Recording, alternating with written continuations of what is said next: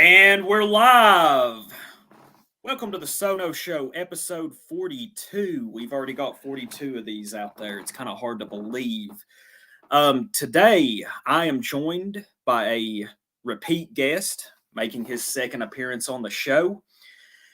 His first appearance came last year when we talked about his project School of the West, which is, in my opinion, quite possibly the premier website for homeschooling resources for parents who wish to raise their children in a manner that they see fit, that is away from the perpetual rot and degeneracy of modernity. So, without further ado, how are you doing today, Brant? It's good to have you back. Hello? Hello. Sorry, how was Oh, that? you're good. Oh, you're good. I was pretending to be muted just to make sure everyone's on their toes, and you passed the test. Okay. So I'm glad to say There we go. that I'm here, and I'm going to try and pay attention now. I love it, man. You got to keep people. That's one of the traits a teacher should have, is to be able That's to right. keep their pupils a little bit on edge. To That's keep right. them, to keep their mental acuteness in order. But you doing all right today? Yeah, I'm pretty good. Aside from muting myself, I'm fine. Excellent. But yeah, that was a nice little twist, a nice little wrinkle you threw in there. Thank you. So Brant, would you just want to, for those who may not have seen our first stream that we did last year, would you want to introduce yourself? Anything you want to say? Yeah, I put together a website called the School of the West.world. It's meant to be both a homeschooling resource, but more than a traditional homeschooling resource, it provides, I guess, what you could call psychological training, or training students to be aware of how anti-white propaganda works. So it gives them the psychological tools to recognize and overcome all the anti-white propaganda that they're going to be running into in their life. So there's a lot of beneficial material on the website, whether or not you have a student that is being homeschooled or you have someone that's in public education. And besides the psychological training that's on there, there's also traditional material and then a lot of specialized material as well for older students. A little bit of stuff that's on there is I got from you. Oh yeah, Well, that's right. I know. Our friend Hans Hugren, he contributed with his Vikings series for White Well-being. Yeah, that's such something that is sorely needed in our sphere, is what you have provided. What I know I asked you this in the previous stream, but what inspired you to do this? When did you have this idea? It slowly crept up on me, and that was when I saw more material that I was supposed to be teaching my students that I knew was either a straight out lie, or the facts of history had been twisted around quite a bit to support a certain narrative, a certain anti-white narrative. And I thought, I don't want to be teaching this material. This isn't right. And if I could be teaching in a school that was teaching the truth, that Yes. was supporting the well-being of all the students, including the white students, what would that school look like? And I looked around the country and I thought, it doesn't exist. Yes. And I had some conversations with people on social media back when I could stand to be on social media. And they said, yeah, we need to have our own school. We need to have, this type of subject taught, this type of material available to kids. And I said, yeah, we need to do that. So when you do that, you let me know, because I'm a teacher and I can help. And then nothing happened. And I said, hey, are you going to do this school or not? Like, if you say you're going to do it, then do it. They didn't do it. So I thought, well, I need to do it. And it was also during the time, 2020 springtime, when the COVID nonsense was hitting a lot of school districts in different ways. The district that I taught in had everyone go home, and the teachers were teaching remotely from their houses to Yes. online to their students. So I had spare time to start putting this stuff together. So I bought a computer and the other things I needed, and got some help from some other people, and started learning everything I needed to learn to start slowly putting this together. Very nice. It's so you're pretty much self-taught, you could say. And that's really the most valuable knowledge a person can have is the kind where they are self-taught because it seems that it sticks with you more. You retain that knowledge better. Um, I'm just curious, real quick. This is a question out of thin air, but what were your thoughts about teach? Did you have to? What is it? Did they do Zoom calls where the teachers would teach the students? What's your have you had to do that, and what Yeah. was your experience with it? The first time when that happened, we were teaching. Yeah, we had to teach from our homes, and we used Google Classroom. A lot of school districts use Google Classroom because it's very robust. There's a Google Suite where everything is integrated together, and you put your lesson plans on your Google Classroom site, and you put your material on there, and you have to create lessons that where kids can do them online. You can't just Yeah. send them, paper and book and everything. So it was a lot of work to do that. And then you start the Google Classroom at the specific time every single day, and the students show up. They log into the class, so you take a roll, and then about half of the students just go to sleep or they go do something else, so Oh they yeah. never interact with the class.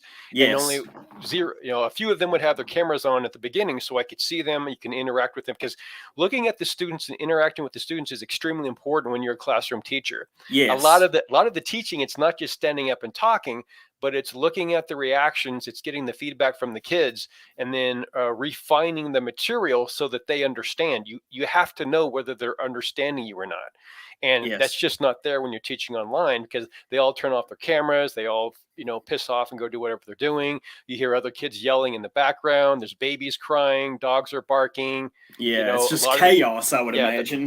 the parents didn't care that the kid was trying to have a class, so it was just crap, it was just horrible. And then the year after that, we went to a hybrid model where the teachers, we taught in our classrooms and we taught online at the same time. So students could come into the classroom or they could be online. And that was really weird. You sort of get used to it over time.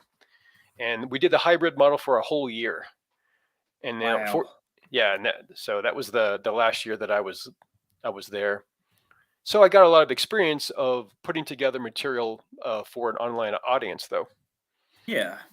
You know, uh, Man, that's just from my own experience. I took a couple of online classes while I was in college, and usually I would try to pick like easy, just like historical classes, history classes, because that's stuff that I was fairly adept at well before I was in college. I was always greatly interested in history, but there were a couple of other business classes I tried to take online, and I just did horrific in it because I have to.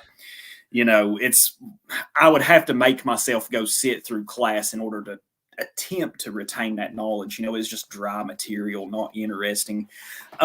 Just curious. I want to get your. I'm kind of just going to be making up questions as I go. Okay. Um, you know, what do you think that you mentioned a second ago? It's important to be in the classroom and to be able to gauge the response of your students. Body language is immensely important in doing this, I believe. What do you think the whole mask mandates and all these things have have done to possibly the younger children's ability to communicate? I think there's going to be some unforeseen circumstances that will happen in the future. It's like some of these kids who had to, this is kind of traumatic. It's like, oh, you got to go sit in class. You got to keep this piece of cloth over your face. I think it's going to impair. I think that could have a psychological impact later on in life. What's your thoughts on that? Yeah, I think that it both uh, governed their ability to communicate, and I mean govern in a like a original term, governor, like a governor on an engine or something like that. It tuned it down, it held it down, and it also retards their ability to Yes. communicate as well, both to their peers and to the teachers in general. It causes that type of stuff causes has a big retarding effect on the classroom environment. And where kids learn, it's where the teachers and the students are getting together in a classroom. It doesn't have to be a physical cubicle, but it's got to be where they're meeting somehow, preferably face to face. And anything that cuts into or retards the communication process back and forth is going to have deleterious effects on their ability to learn. And I think down the line, both these mask mandates and the physical, you sit over here and you sit over here mandates, and we're going to put up little plastic partitions between us, and when we go out on the playground you have to stay 10 feet apart. Yeah. You have that, and I'll throw this in, this social media crap where parents put a screen in front of their kids as soon as the kids Yeah, can just start give them a tablet. Yeah, Give them a right. tablet to occupy them. Yeah, can start babbling. That's having big consequences already. Kids Yes. cannot form coherent thoughts a lot of the time. They can't publicly speak. They can't write a paper. They can't form complete sentences. They can't spell correctly. Their formal writing, their formal assignments have a lot of slang and jargon in them. Yeah. And the quality, I'm not talking about the quality of the human beings, but the quality of the students is continuously dropping. It's just turning to crap. TikTok has been, I would imagine TikTok has been pretty disastrous in this regard. Which I mean, I don't mean to sound like a boomer conservative here, but I mean it is a Chinese company, and I have heard that the material that TikTok promotes to American youth is much different than the material that's promoted to, say, the Chinese youth. But yeah, what you're doing is, like I've said before, it's extremely important. It is much needed. And I have been looking at your website the last few weeks, just checking in on it ever periodically. And man, you have been extremely busy in 2023, adding all these new videos, the new projects. And I think that's primarily what you wanted to talk about in this stream was your new Elite series for the teens. If you want to, just give us a little introduction to that. Okay. Well, in the past few years, I taught some classes online that I call white well-being classes. So part of that is the vocabulary and the strategy for forming arguments against anti-whites and anti-white propaganda, and that comes from Jason Kuna. So yes, part of that, part of the what I taught is that, and then part of it is history and teaching identity for descendants of Europeans, etc. For the younger kids, it's mostly about identity, and then for the older kids, it's mostly about psychology and argumentation, because they're ready for that argumentation at that point. They're mentally ready. And I thought, well, what I need to do is take that material that I taught to a few families here and there and put that on the website. So when I started to do that, I realized that for most people, that's going to be jumping a wide gap. And all of a sudden, here's this kind of strange material, or that they may not understand it. And I thought there needs to be a little bit more of a background. There's some more foundational information that I think students need, so that it makes more sense when they see this white well-being material. And I thought, okay, I'm going to make one video about that, and here's the things that I want to put in there. And then as I started writing a script or making an outline of what needed to be in there, I thought, well, I want to talk about happiness. I want to talk about morality. I want to talk about envy. I want to talk about victimhood. I want to talk about what is cowardice. What is a fragile ego? What are the consequences of having to deal with leaders that all have fragile egos? And what is power? What does power actually mean? Because you hear so and so is coming to power. Well, what the hell does that mean? Here's this scrawny little guy, and they say he's the most powerful man in the world. Well, how in the hell is this scrawny little turd, who's decrepit and 1 foot in the grave, is he the most powerful man? These are terms that I heard growing up that were never explained to me, that need to be explained to teenagers, so that they have this model. They have sort this of grasp. Yeah, they Yes. have a grasp, and they can start to form this mental model so they can understand the quote the real world that's out there, and this increasingly complex social world that we find ourselves in, more globalized, everything's getting politicized, racialized, etc. It'll start to make sense. They can see where these things have come from, Yes. and they'll get a point of view that they're not going to get force fed in public schools. So that's why I started this series, and then I had come up with a name for it. I thought of different names. They all sounded dorky, so I came up with the Elite series. It still sounds dorky, but it's it's it's No, it's more it's of a good, man.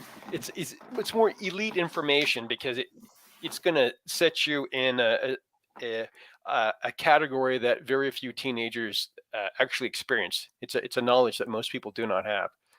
You know, it's that is see when we first did this, our first stream last year, you had a lot of the things set up, the basic sort of like mathematics, trigonometry, algebra, all these things. And I like how you've branched out into material that will be extremely useful to teenagers because let me tell you, you know, when a child becomes a teenager, there's obviously a lot of changes going on, not just hormonally and physically, but mentally as well. You know, they start to develop a sort of they start to come into themselves, you could say. And teenagers, while they have a knowledge, you know, you don't have to look after them like you do younger children. That is also a very vulnerable age because let me tell you, when I was a teenager, I was just an idiot sometimes, you know. So that's very good what you're doing. And let's see, last night I watched two of your Elite Series videos. I watched the one about egalitarianism, Mhm. and also to everybody in the audience, I have put links in the box below to the School of the West website that Brant is responsible for. And I also put a link to his Twitter account and also to his Odyssey channel. And his Odyssey channel is where I watched some of these videos. Do you have all of those videos uploaded to the website as well? Yeah, all the videos are on Odyssey, and I'm using Odyssey to store the videos, and then it's linked directly to the website. There's a few videos that are also linked to on YouTube. Oh, okay. I looked Yeah. on YouTube. I didn't know if you had a presence. I know your account on there from just us talking in comments, but you know, I think that was very smart on your behalf, using Odyssey because I'm going to be honest with you. It seems that the future of producing like content online, I believe, at least on our side of things, people with our views, YouTube is a dying platform. It has been for several years. I've noticed it in just the past year with the stuff that I produce. It don't get as many views. Maybe I'm just getting boring and just repeating myself oftentimes, and people are tired of hearing it. I'm not sure, but it seems like on Odyssey you have a much better chance of growing your audience. You're not as algorithmically choked out over there. Have you ever looked into getting on Rumble? Because that's another decent platform. If you ever had time, I would say that might be another avenue worth exploring. Yeah, I haven't yet. The reason that I originally started using Odyssey, it was called Library. Yes. The reason I put stuff on Library because it seemed to be the platform that's was going to be stable, and they weren't going to be anti-white and yank the carpet out from underneath me like YouTube would have done. So I didn't even bother. I didn't even think about putting anything on YouTube. So I looked around for a while and I figured out, okay, what's the one that's most likely to let the material stay on there? It's Library. I'm going to start putting it on Library. So I wasn't doing it to get a presence on Library or to get viewers there.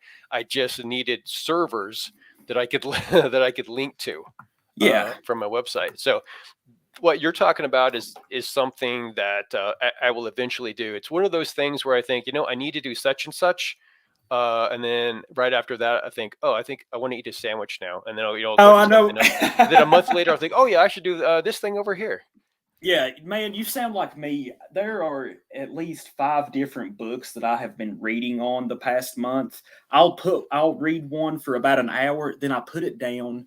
I either put it down here in the off list, my little so-called office here in the basement. I'll have one down here. I'll have one upstairs in my bedroom. I'll have one on the coffee table in the living room. Hell, I even found my old copy of Blood Meridian the other day in the garage. I was like, how in the hell did this get in the garage? I don't think I was reading this in the garage. What happened?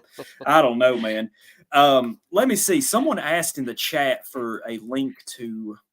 I'm gonna give them the link to your Odyssey channel just right quick. Even it is in the description box below, Okay. but let me throw it in the chat too, just so people will have it.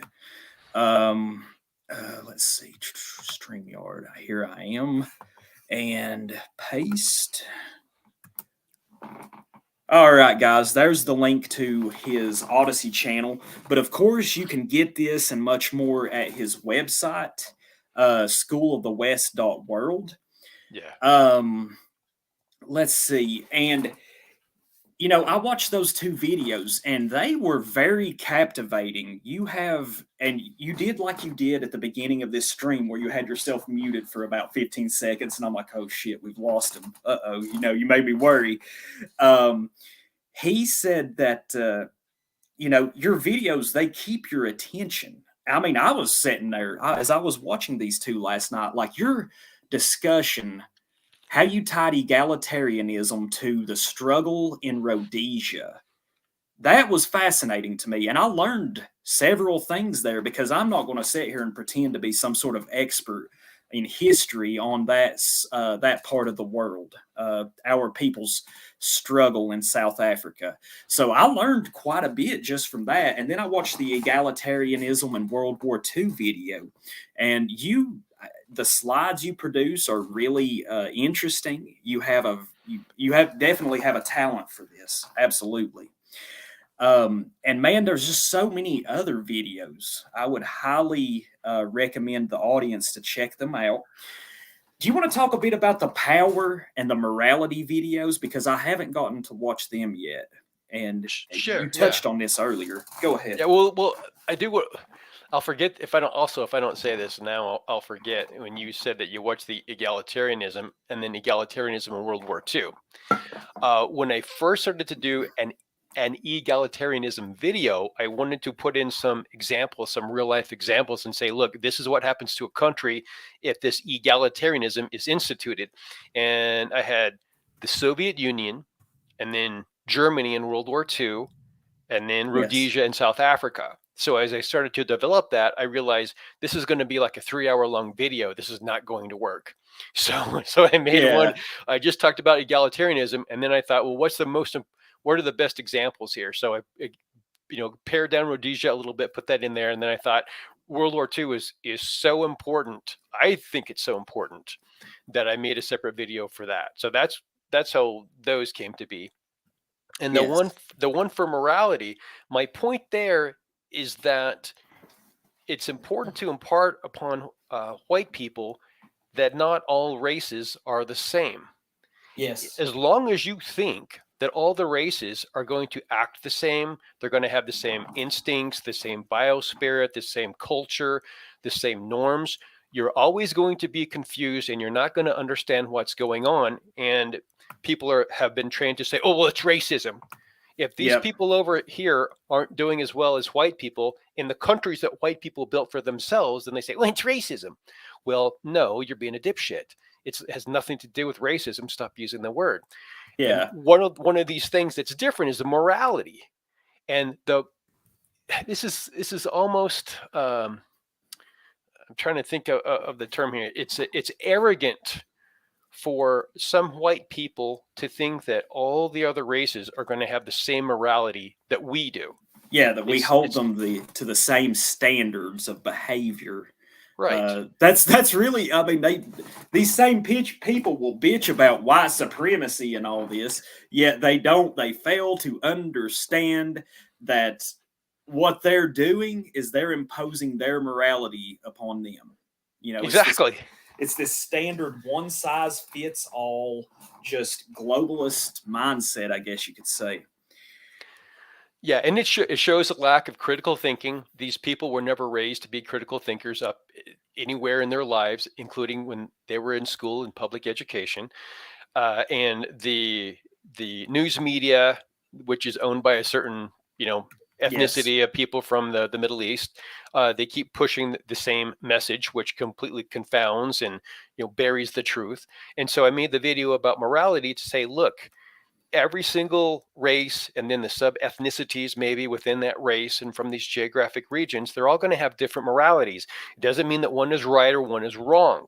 Yeah. But if a people like us, Western kind, we create a country, it is made for our morality. All the laws, the rules, the norms, the expectations of behavior, that's for us.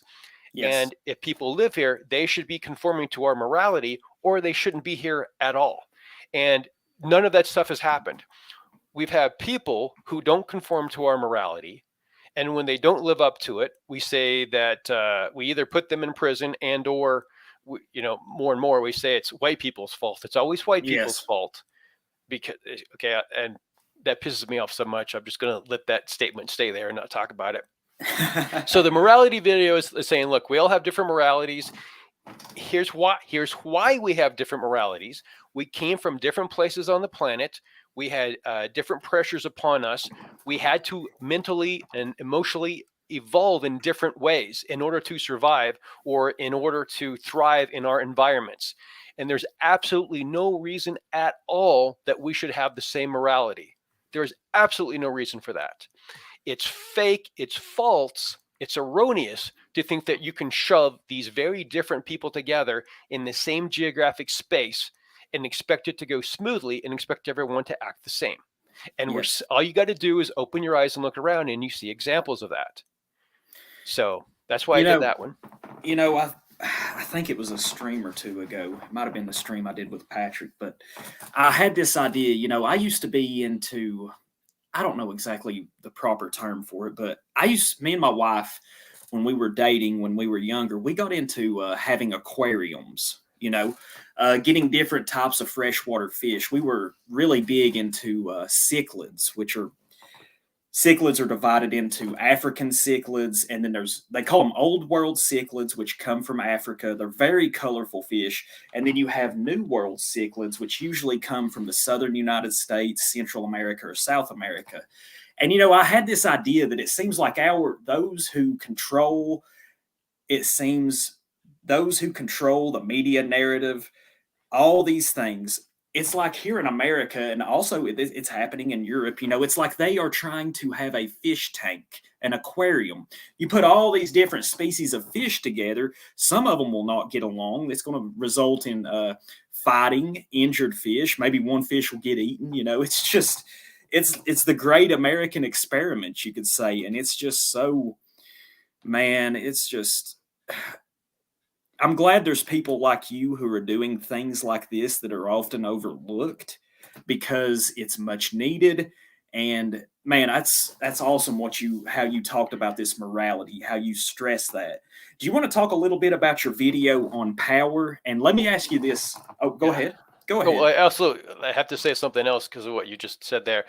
I've thought about this for a whole long time, and I've seen several interviews of these people, these certain tribal people from the Middle East, and I've heard what they say in their own words, and it's become very obvious to me that in this modern time, since the 65 Immigration Act and similar acts in Australia and Kalergi Plan in Europe, that part of the intention is to destroy Western civilization. Yes. And I think what white people do is they get hung up on exactly, well, how is that destroying it, or this immigration is good because they're going to pay pensions, or we can Oh, house them, or no humans illegal. They get bogged down in all this stupid feminist horseshit. And here's the deal. Let's say that there's someone that you despise and they drive a pickup truck, and for whatever reason you want to destroy the pickup truck. You want to make it undrivable. And you're going to do that by putting stuff into his gas tank. Now, you can pour in rocks, you can pour in honey, You You can can pour in pour in sugar. shaving You can cream, sugar sugar, the tank. everything. Right. Now, after you put this stuff in the gas tank, you're not concerned with how it's actually going to go through the fuel line, go into the injectors and screw everything up. It doesn't concern you, and you can mix all this stuff together. The point is that you're doing something that you know is going to destroy it. The Yes. people that hate Western kind, they hate us and they hate our countries.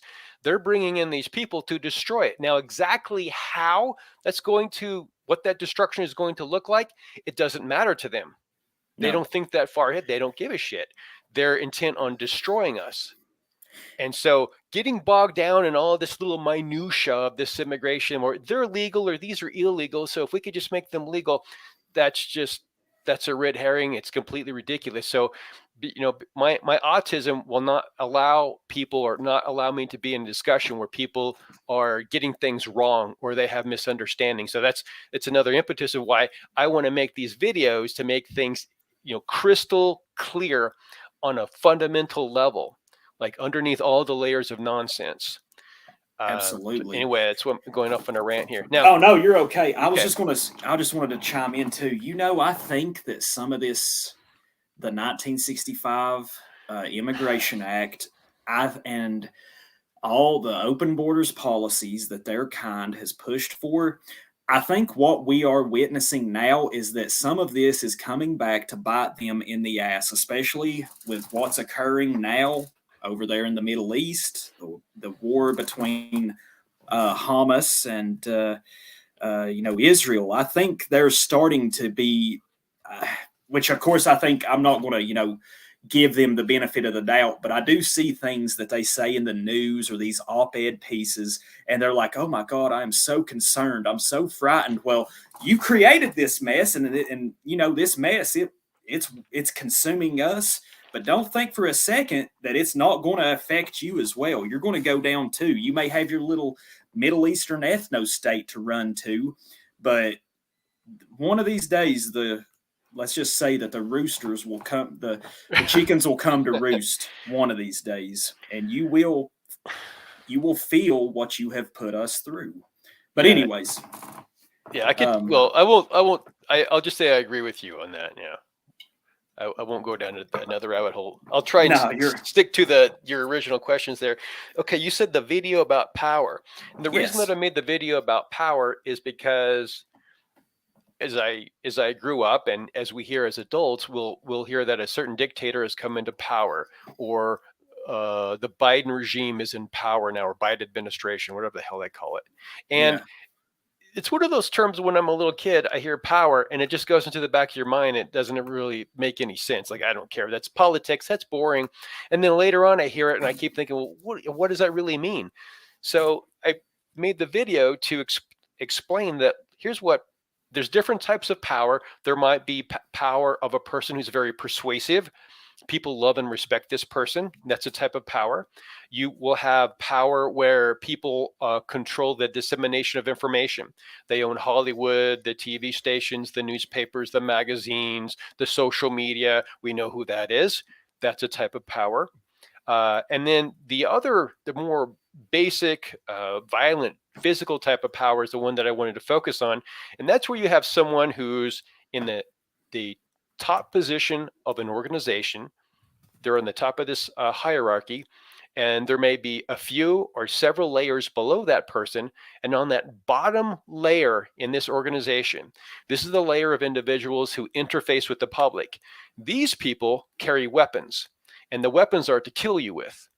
Yes. So the real power comes from their legal ability to kill you. Now, it doesn't mean that they're going to kill you, but if you don't do what they say, or someone in the organization, that right. Or someone in the organization tells you to do something, they'll put you in jail. Well, what if you don't want to go to jail? Well, they're going to forcefully put you in jail. Well, what if you fight them then? Well, then they kill you. So most of this power that we hear talking about all the time, it's just someone who eventually controls people who can kill you. That's what it means. And I'm not doing that to frighten people or anger people. I just want the truth, the plain spoken truth, to be out there so that we understand what the hell we're talking about. Yes. That's interesting. What you said right there just mirrored something that we talked about. And a couple of weeks ago in our stream about Lewis Beam. In one of his works, he's talking about the fury that he felt seeing some of his comrades being detained and patted down by immigrant police officers. He said his initial response is to fight these people with every fiber of his being, but he took a second, thought about it. It's not them. They are not the ones. They are just doing their master's bidding. So yeah, I like how you brought that up. Just on a side note, just a side question: have you ever read that book, 48 Laws of Power, by chance? I have not. I know it's written by a Jewish guy, but it's an interesting book. I know some people in this site, I know I've got some friends who disavow that book because it's written by a Jewish author. And also it's popular in the prisons, I think, amongst the black prison population. So, but there's also some interesting stuff about power in that book. Anyways, uh, yeah, this project you have is um, it's extremely needed.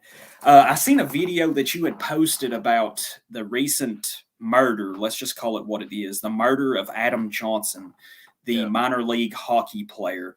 Now, even though I'm in Southern Appalachia, growing up, my father was always a big hockey fan, which is kind of strange because hockey's not really played down here. It's in the South. It's all football, baseball, and basketball.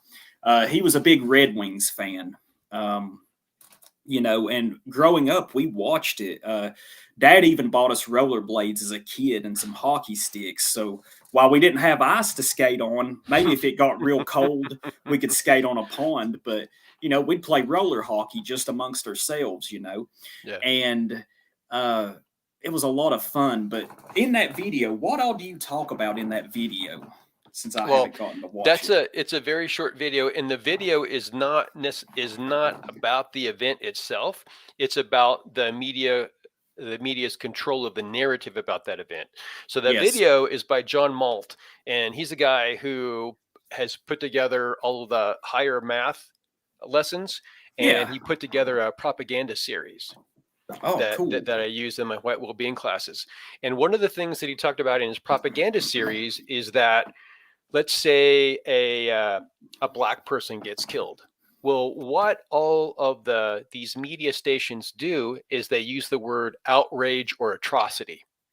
Yes. Okay, they want you super pissed off, or it's horrific. They use that type of language. And if it's a white person that gets killed, I don't remember what it was exactly. It's They'll just an say, accident. yeah, it's an accident. It's our sympathies, our thoughts and prayers. I'm going to try and find this right now. It's something that they say. Yeah, tragically. Adam Johnson tragically died this weekend after his neck was slashed by a skate during a blah, blah, blah. So here's what they do. They'll say this white person, it's a tragedy, and here's something that happened, but it's never another person that did it to him, especially never a black person that did it. Just like when the black guy a couple of Christmases ago drove through the Waukesha Christmas parade, killing all the white people and smashing the bodies of 60 other ones. They don't say it's this crazy anti-white black person that did this. They say a truck did it. An SUV did it. Yeah, It's like a it has a tragedy. mind of its own. A mind Right. of its own. Right. So this little video here that I asked John Mall to do, it's just another example, a current example of what he's already laid the groundwork for. So you see the way that this narrative is constantly formed by our media. If Yeah. it's a white person that's dead, oh, it's sad. But we'll move on. It's okay. It's all right. Yeah. But if it's a black person, oh my God, this racism's did it. Get angry. Get angry. Oh yeah. I watched. I heard it happened 8 days ago. I believe it was last Saturday. I watched that play several times, and I have never seen something like that happen in any sort of hockey sport. Now, I will say this: it was back when I was, I think, a young teenager. There was two hockey players. It was also, I believe, minor league. But in this, I mean, now this has been 22 years ago, but this same sort of event happened to a goalie. A goalie, he wears the face mask. He's immensely protected, but he ended up getting his throat slashed by an opponent who was trying to score a goal. Somehow, it was a scrum for the puck right in front of the net. Yeah. Somehow, he ended up getting his throat slashed. Now, he actually survived, though. I don't think it wasn't as severe as this. I mean, I just watching that Adam Johnson, he gets knocked down. He's got his throat slashed. He managed to get up, and you just see I don't want to be too graphic here, but the blood just pouring. This situation happened, but it wasn't as severe. That goalie actually survived. But going back to it, what was his name? Matt Petgrave, the black player. Yeah. One of the most penalized players in that league. I have never seen a player get knocked and he wasn't checked really hard in the open ice. He just swung it's at least manslaughter. Players usually have a sort of sense, a sort of code. You keep your skates on the ice to the best of your ability. Right. You ain't out there drop kicking people.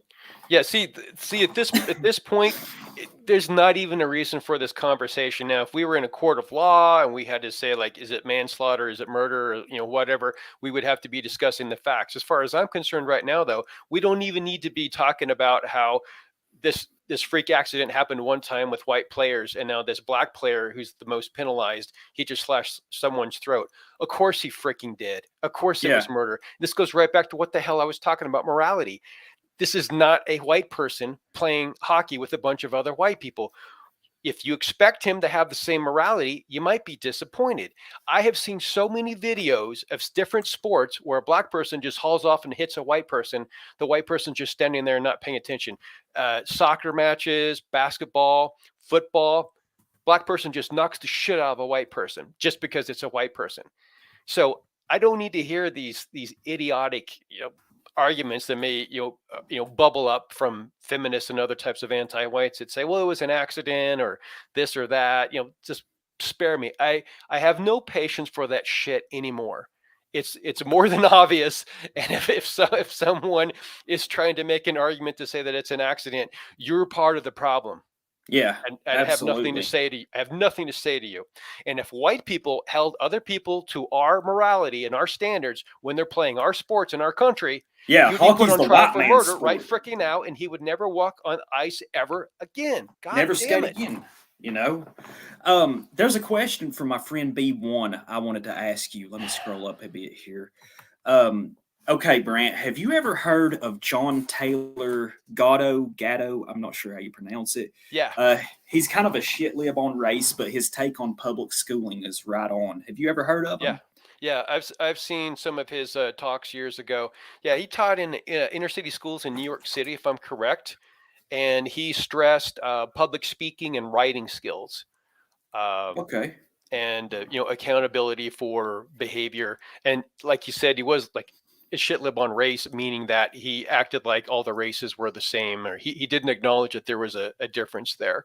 But he was a good teacher, and he was able to turn around these students in these certain situations. And he was either the New York City Teacher of the Year or the New York State Teacher of the Year, something like that. So he was an accomplished educator. Interesting. See, I'd never heard of him. I hadn't heard of him until B1 brought him up there. But let's see. Is there any other of the videos that you would like to talk about? I know there's more that I didn't get to watch. There's plenty more. Yeah. Well, I do want to talk about the egalitarianism in World War II.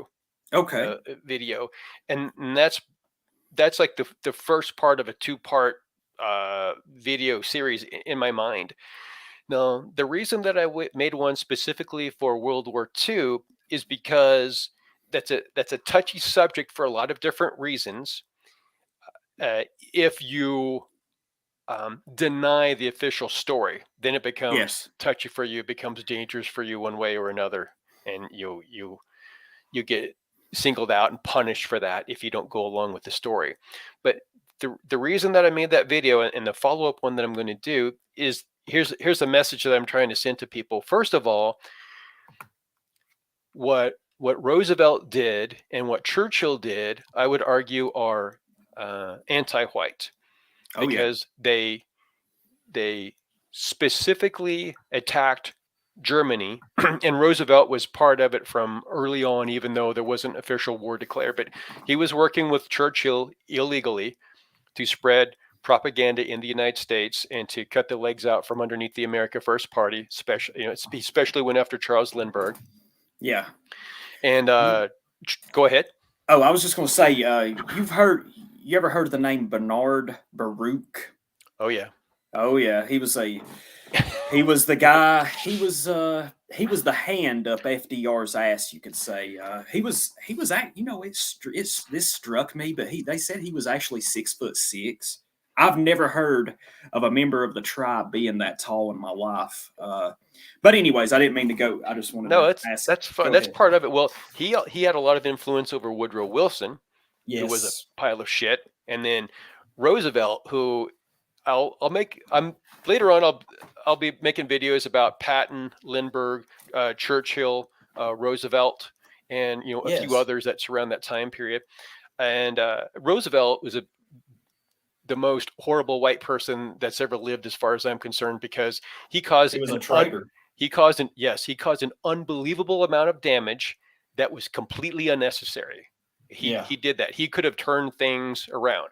He could have stopped the so-called allies from instigating that, well, not from instigating the war, but from continuing the war. He could have cut off the funding to Britain and to the Soviet Union, but he kept it going. But that's slightly a different story. So my point, once again, to get back to my original thought, is that so much of this anti-white, or I should say anti-whiteism, that we have prevalent in all of our countries now is because Germany lost the war. Absolutely. And the Anglo globalist Jewish allies plus the communists won that war.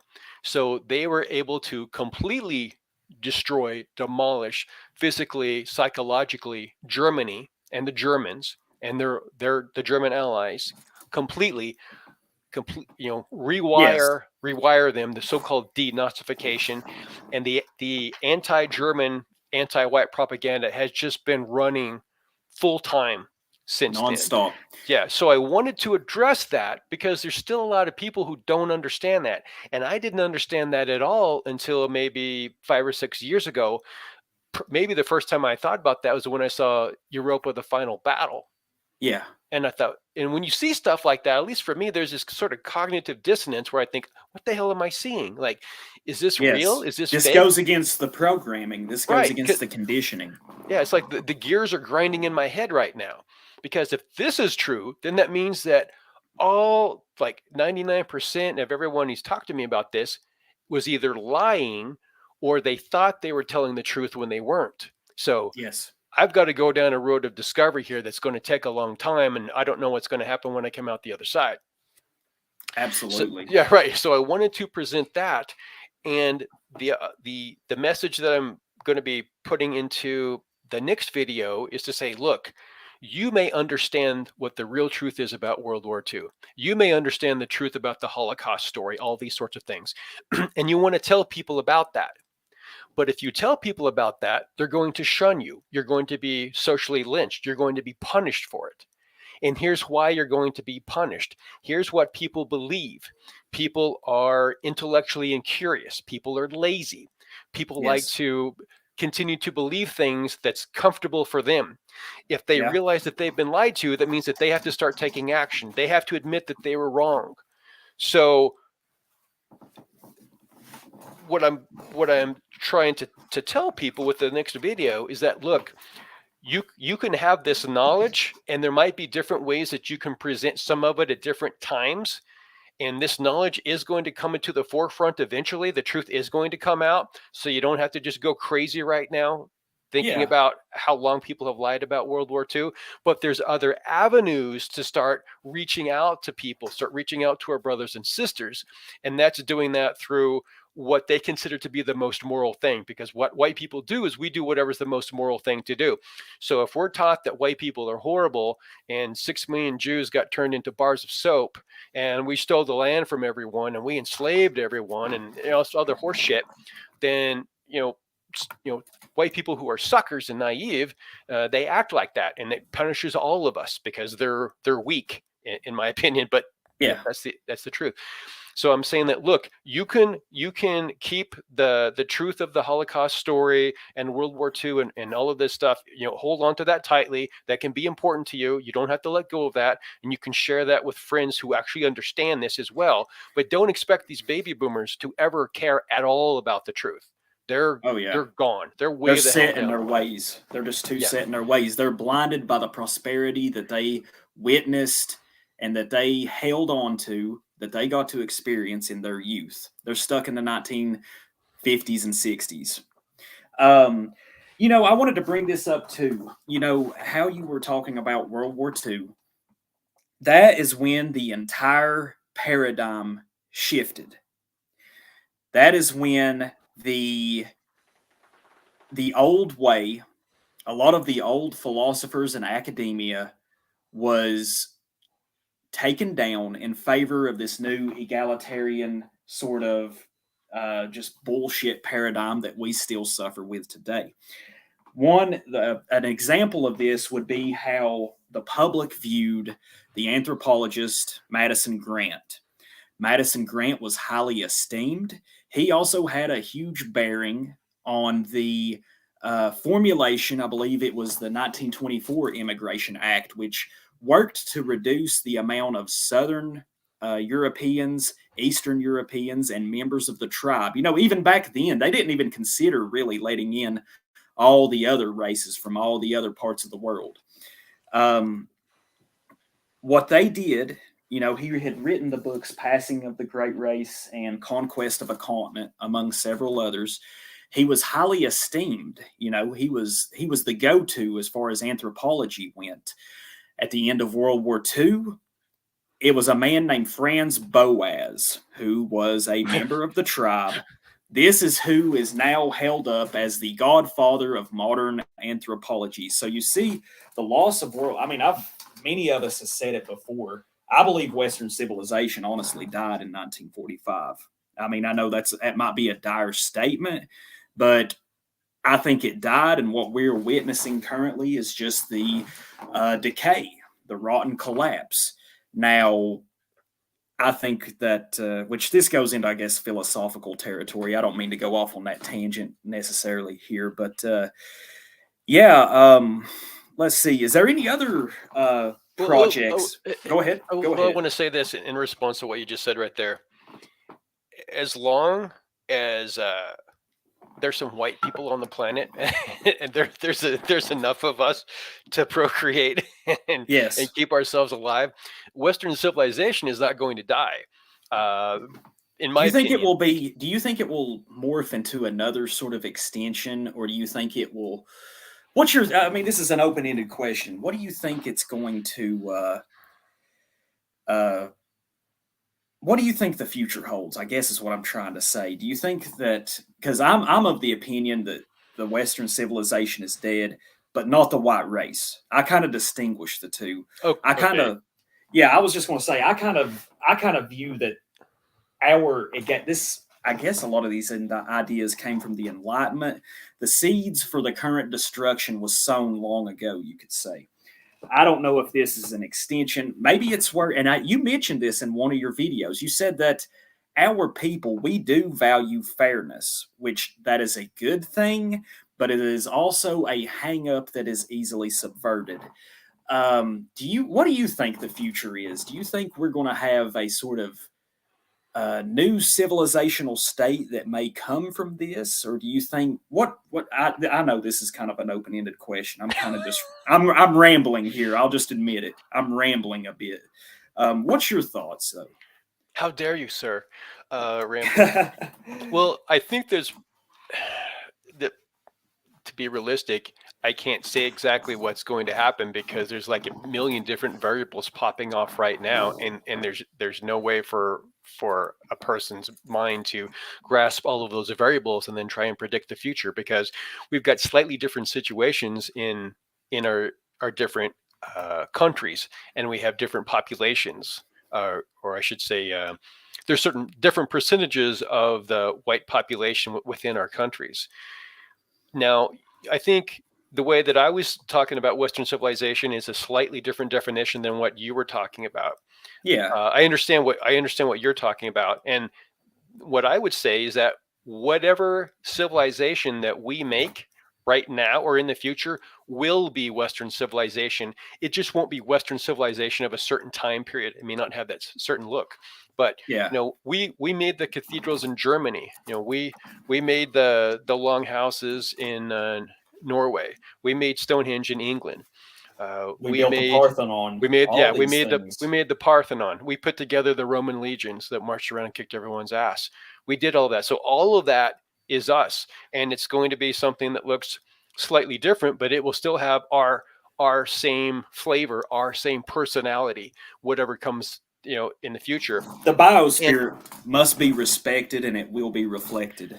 That's like just how I look at it. It's a good T-shirt. Yeah. Respected will be reflected. Okay, I'm making a mental note of that one right there. Yeah, you can take that. Take it. Okay. And run with it. Okay. Oh, so I don't know if you've seen over the past month, people were talking about how often do you think about the Roman Empire? Yeah, I've seen that women meme ask a me these lot questions. lately. Okay. Well, I think that if you want to talk about philosophy or a world mind or something like that, there's a reason for that, because we instinctually understand that the Roman Empire was a time period where white men were able to rule in the way that they thought was appropriate. There was no excuses. We didn't bend the knee to anyone else, and our biospirit was put into everything that we were doing. And we recognize the assertiveness, the aggressiveness, and the competence of that time period, or whatever way that people want to think about that time period, whether it's the legions or the inventions or the building, the roads, the Senate, the exploration, etc. And that is inside of us, and that's not going to change whether or not a few of our countries get completely taken over or demolished. That's still inside of us. Yes. We've spent thousands upon thousands, maybe hundreds of thousands of years evolving to be the type of people that we are. We're the people of the North. We're the people of the snow and the ice and the shitty weather, and constantly planning ahead, figuring out how to be clever and how to stay alive. So we're not as easy to extinguish as other people might think. No. So, however, we evolve into new forms of government or large or small geographic regions, I don't know. I just know that it's going to bubble up again. It's going to crystallize, and I expect that there's going to be some regions in the United States that are going to become more and more crystallized. That's built around the biospirit of our people, and what that may look like, I don't know. It might come down to governors and state governments saying, you know what, we're going to start to not recognize these laws anymore that federal government you're trying to force on us and our people. We're not going to have this in our schools. We're not going to have drive time story hour. We're not going to have these commercials that show only black people and no white people. There's a lot of things we're going to do that's for us and our people. We're just not doing that anymore. Now, is it going to be violent? Probably. There's probably going to be shitloads of violence. It'd be nice if there wasn't, but I don't see anti-whites ever being reasonable at all. No, they want your extermination. Yeah. You can't negotiate with these people. Right. It's impossible. Right. So my focus on making the School of the West is a long-term focus, 20 years, 50 years, whatever, start to set up those foundations for our future generations who know who they are, they have an identity, they know how to think, they can critically think about things that they see in the world, they can hold different viewpoints at the same time and then come to a conclusion on their own. They're educated, they can speak, they can talk, they have survival skills, they have basic skills that our people used to have in the past. So, they have one foot in the past, they have one foot in the future. They're more family oriented. I was just going to say it's like the Janus or Janus or Janus, that sort of occult god. You could say that I believe the Romans were very big followers of. He has one face looking into the Oh future, yeah. one face backwards. It's what the month of January is named after. I actually learned that a couple of years ago, and I was like, "Wow, I did not know that." But anyway, go ahead. I didn't mean to derail you there. I almost came to the end of my rail right there. Anyway, that might have been the end of the road. So Oh, okay. so all of these things that I'm talking about, the reason that I put all this stuff out there is because I know that this is information that can be very helpful to either youth or to teens. And in the future, there's going to be stuff for adults as well, as I feel that it's appropriate and it's not Yeah. addressed someplace else on the internet.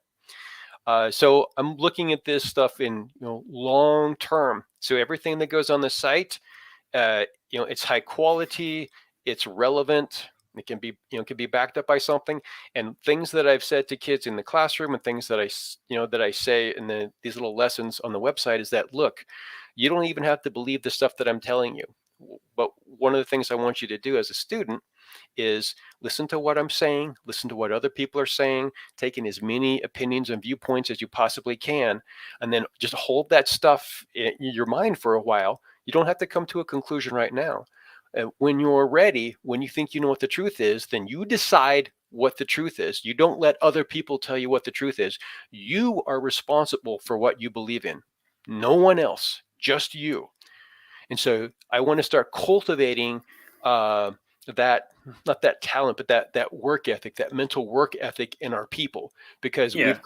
we've grown up to be so lazy, to have things given to us so easily. People are so Yes. distracted by screens You all literally all the have time. I was about to say, you literally, every single person on the planet literally has in their pocket something that exceeds the Library of Alexandria, you could say. Of course, there's a lot of filler and there's a lot of just subversive stuff in on within their pocket, and I'm talking about their smartphone here. Yeah. Um, you know, but this also produces a sort of mental laziness. I like how you brought that up. Um, let's see. There was something I was going to bring up a second ago, and I have lost my train of thought, as I tend to do oftentimes. Um, you mentioned a second ago you were considering talking about producing some content, some educational materials, I should say, for adults. What do you have any rough idea what this might entail? Well, I can't say right now because I haven't talked to the guy about it, but someone has recently put out some material from his experiences in American universities, Yeah, and going through the legal system with American universities, trying to get them to change their anti-white curriculum and add classes that were what you would call pro-white or for white well-being, and to add student groups that were just for white kids, and the yeah, legalities that he ran into. Talking to the lawyers for the university, talking to the dean of the students, all this sort of stuff, and then him saying this is, or in the book he writes down, this is how you approach it. Here's the action that you can take to get these things that you want. Here's how legally put forth an argument uh, that you present to the university to get these yeah, demands. And here's how you frame conversations with other people who don't understand what's going on. Here's how you use their own um, laws against them, or not to manipulate them, but to say, look, if we want to protect minorities in this way and this way, because they're using the term minority, well, then yeah. you can, if you want, you can say, well, this is how white people are a minority, you know right here. Now, Yes, you either protect minorities or you don't. So this is information. The point is, this is information for people that are very late teens, early 20s, adults who are going through like a university experience. And this also might be applicable to people in a corporate experience as yeah. well. Maybe, People in maybe, H, maybe not. people contending with like HR departments or Right. administrative roles like that. Right. So now, from my point of view, that the battle has already been lost at that point. If when you're adult you're having to fight with people, but it can still be useful. So that's why I recognize that you give kids the right information at the very beginning so that you start changing things from the ground up. So my focus is on youth and teens. His focus is on his experience, and he's very good at putting this information together. So when I was listening to his interview that he was having online and reading his new book, I thought this is very applicable. It syncs in with the other things that I'm doing on the website, and this is information that would be really for young adults or people in the corporate world again. And I kind of played around with the idea of having an adult section on the website, so I might do that. That's my wonderful answer. Oh, that's awesome. You've really your website and your project, it's really kind of blown up over the last few months, it seems. Not to mention all the work that you've put in on it. You have been in contact with an interesting guy, Airvol, who is I seen on Twitter. I hope you guys get to do your Twitter space sometime here soon. Um, I know. I thought that was awesome because he has, a much larger audience than me. Which, of course, you've talked to some interesting people. You're friends with Mr. Kuna. You didn't you perhaps aren't you going possibly on Red Ice here soon potentially? That interview has already been done. I don't know when it's going to be aired yet. Well, I hope you'll have to. I hope to. I hope it comes. They release it here soon. I'd like to hear that. I'd like to see what's going on. That's awesome that they got eyes on your project, though. I'm glad. Yeah. Well, I think I had a conversation with Lana, of course, outside of the recorded conversation. She's a pretty sharp woman. She's very aware of what's going on. It was very nice to talk to her, and easy on the eyes. And conversation with her, conversation with Arval and some other people. Eventually, one of these days, the School of the West is going to move into a physical environment, and before we get to that point, it's going to be more full-fledged. And I'm going to be able to do that full time, and I can start, teaching some lessons, and I can get all the material on the site that I want to. Because right now there's just a little fraction of what I want to put on the site, and it's governed by how much free time I have and how much free time other people have to put that stuff together. That's very similar, I think, to what Airvol had talked about, with his Peer Academy, with his whole project that he's got going on. So yeah, that's outstanding. We need as many of these projects to, flower, you could say. I mean, the more, the better. But what you're doing is you've put in a lot of you've given so many parents, so many different people a sort of template to go from. It's outstanding to see. And also, I know I read an article. I believe it was on Quora. Is that how you say it? Or it may have just been posted there. But there was an article. It mentioned you and your project. It was all about your project, and it mentioned my friend Hans and several other. Did you say John Malt was his name? Yes, I remember seeing that name in the article as well. That's awesome. Was it who had written that article? If you don't mind me asking, Hans had sent it to me a couple months or a month and a half ago. Cindy Ben. Cindy Ben. I've heard of her before. She used to have a YouTube channel, didn't she? I don't know, but she's in the streams with in Jason Kuna's show on Sundays. Yeah. And she had asked me about writing an article and wanted some information from me. And then after I found out who she was, I gave her some information, and then she contacted some others. And I think she did a great job of putting the information together. Nice. And that was nice of her to do that. Yeah, that's good to hear. Well, let's see. We've been going for an hour and 8 minutes. I wasn't sure how long you wanted to go today, Brant. I know I've got my family down here right now, but I'm not saying we got to close it off here. Is there anything else you wanted to talk? We can talk about anything. Like I said, I usually, if what else would you like to speak about? I don't know. I wanted to go for an hour and 13 minutes and 28 seconds. That's the Ooh, number is I had this? in mind. Oh, okay. So does this number have some sort of hidden esoteric meaning that I am not privy to yet? Or is it just some sort of occult knowledge that my mind is not able to comprehend? So, Uh, you know. I just pulled the number out of my butt, I think is how the Oh, saying okay. goes. Right. It's a sort of It's it's a yeah, chthonic number. it's just a smart ass answer, pretty much. That's awesome. That's awesome. Well, I don't Um, go I ahead. Go ahead. I don't I don't think there's anything else because we covered the site in general. Talked about the Elite series for the teens. Oh, there's one other thing I'll say. I also made a web page that's the Elite series for youth because Okay. the way that I've divvied up the information is basically into two sections on the website. There's youth, where in my mind it's like from 3 to maybe 10 years old, and then the teens that are like 11 to 19 or something like that. Yeah. Because in a public school you have to divide everything up by year, and there's no way I can do that here. So most of the information on that page, that's the Elite series for youth, are videos that have been on the website before, but I've also grabbed one which is a very good short video made by Lovely Porridge from Australia, and it's about a Okay. white kid who's in school, and he's treated crappily like a lot of white kids are, and he gets kicked out of the school, but he winds up in a school where it's other white kids, and then everything's hunky dory. Yeah. So it's easy for small kids to digest the message there.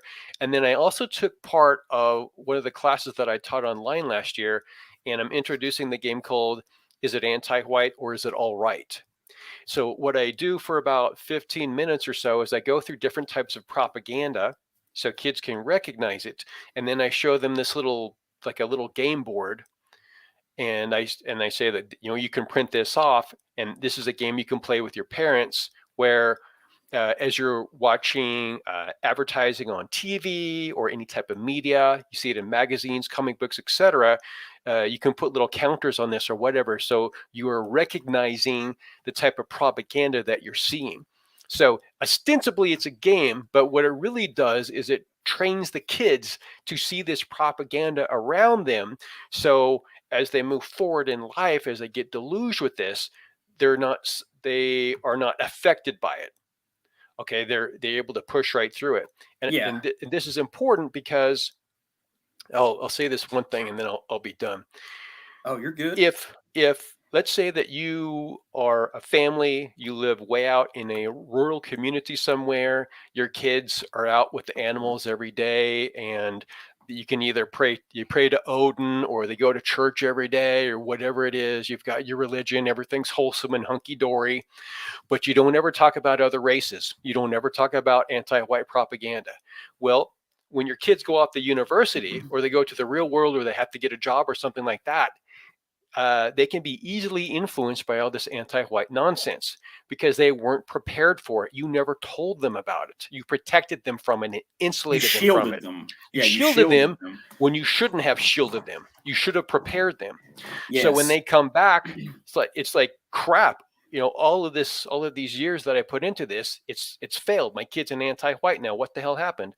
Well, the reason, another reason that I have the website here is so once again, parents can avail themselves of any or all the material that they think is appropriate for their kids so that Yes. they can start training their kids to see this, because unfortunately, if you don't train your kids to see this now, they're going to be affected by it. Later on. Yeah. They need to have some sort of exposure to it early on to have a sort of grasp of what to expect. Yeah, that's right. Um, let's see. I wanted to address just something about NASCAR in the chat. Solar Christ said he'd been to Charlotte Motor Speedway a few times and wasn't feeling it. Well, I will say this. I've been to Bristol Motor Speedway, and that's actually a track where you can see the entire track because it's just a half-mile oval. So I can see what you're saying. I don't follow NASCAR anymore, but every now and then, if I'm bored, I do. I get on there on YouTube and I watch replays of races from like in the late 70s through the 80s, maybe up into the 90s. Those back then, NASCAR was interesting. It was awesome. Nowadays, it's like I said in the chat, it kind of died with Dale Earnhardt, unfortunately, at least in my eyes. Did anyone keep up with the mayoral election in Franklin? Yes, I did keep up with that.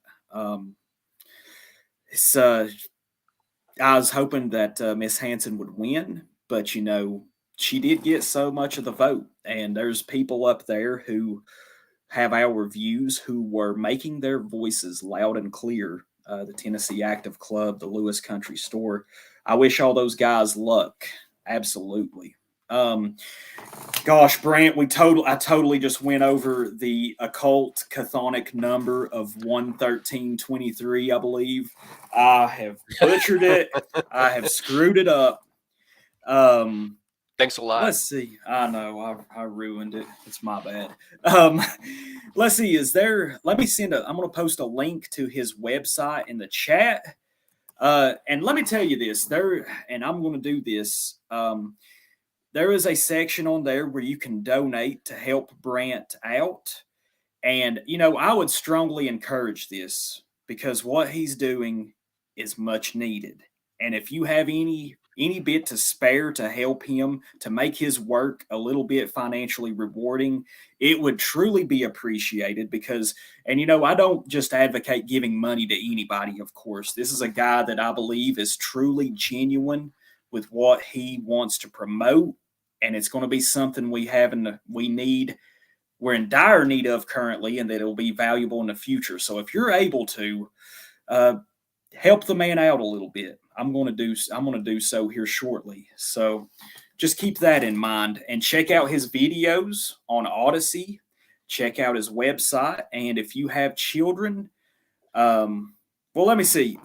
Finn Wraith says, does he take suggestion or ideas to add on the site? Do you? Yeah. Oh, yeah, all the time. Yeah, I encourage people to talk to me. I encourage people to contact me if they think that they want to create some material and put on there. Maybe I didn't make it clear, but yeah, I'm the the go-to person for this. I'm guiding the site, but this is a team effort. There's about 40 men and women that have donated their time to create the material and get it on the site. Everyone who does anything with this is stuff that we do in our spare time after our normal days of living like everyone else. And it's just this constant, it's this unending. This certainly isn't persistence. Your living. This certainly you ain't making a living off of this. So if anybody is able to, anybody is able to help out a little bit, it would be greatly appreciated. Not just from me, but certainly from Brant. But anyways, is there any final thoughts you have, Brant? Anything else you want to put No, out? sir. That's it. All right. Well, I want to thank everybody who stopped by. I kind of like doing these Sunday lunchtime streams. It's at least lunchtime here in my part of the world. Maybe I'll be able to do this more in the future. Brant, it was a fascinating conversation as always, and the door is always open for you to come back on here in the future. And man, I really, like I said, I know I sound like I'm gushing here, but I really admire what you've got going on. I appreciate that. And anytime you want to make some more fishing, gardening, working on a truck videos, whatever, like real life, skinning a coon or building a canoe, you make those, and I'll put that on. Okay, definitely. Well, I've got my child that'll be here any day, so maybe I'll try to figure something out. Diaper changing videos. Yeah, maybe we could do that. That's going to be that's going to be an adventure in itself, man. I kind of dread what's waiting around the corner. I've been told my boss at work told me a couple of horror stories already, so I'm like, oh man, this is titillating right here. This is going to be a big challenge. But I want to thank everybody for stopping by, and Brant, thank you as always for everything you do. All right, and thank you, sir. Y'all have a good day, good evening, good night, whatever part of the world you're in, and I will talk to y'all soon. Thank y'all for watching. Bye-bye. Bye.